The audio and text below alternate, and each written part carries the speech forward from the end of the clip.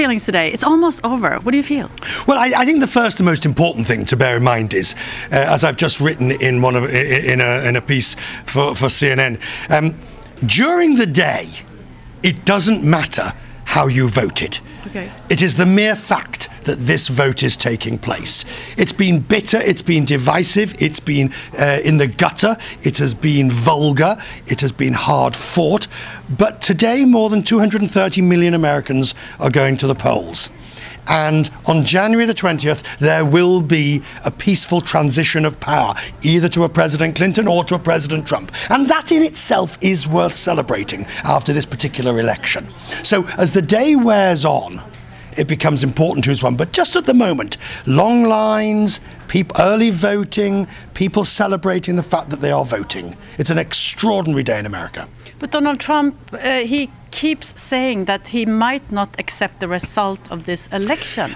And that will be fascinating to see if he loses tonight, and we don't know obviously, if he loses tonight and he starts to claim that it is rigged, and nobody else seems to want to go along with that, how quickly the established Republican Party in the form of Rebus Prince, Paul Ryan, all the Republican leadership, how quickly do they distance themselves? Because remember, as of tonight, after the election, if he doesn't win, he's no longer the standard bearer for the party. The power goes back to all the traditional establishment Republican leaders.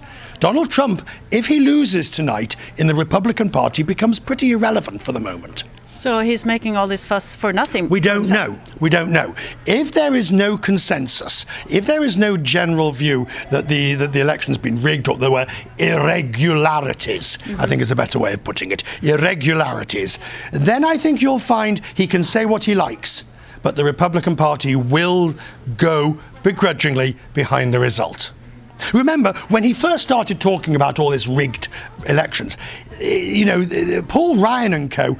distanced themselves very much from him because of this. So let's wait and see how the result falls tonight.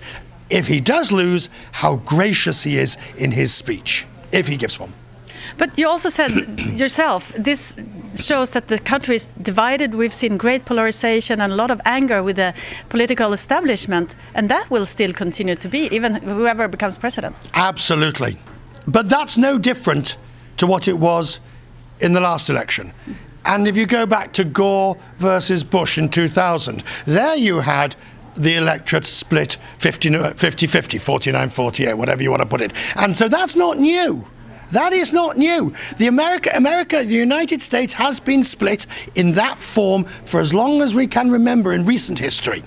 Why are we talking so much about it now, though? Well, we're not. I mean, we are talking about it now, but we've talked about it before. Yeah. We have talked about it before. We have continually talked about it. I think perhaps maybe we were not so concerned about it with Mitt Romney versus Barack Obama. Certainly with the first Obama, John McCain, because it was the first Black American, African American to have won. But this split goes back certainly to Bush v. Gore. That's what Bush v. Gore was all about. Now, if Hillary Clinton prevails tonight, let us remember that Donald Trump will still get over 40% of the vote. That's true.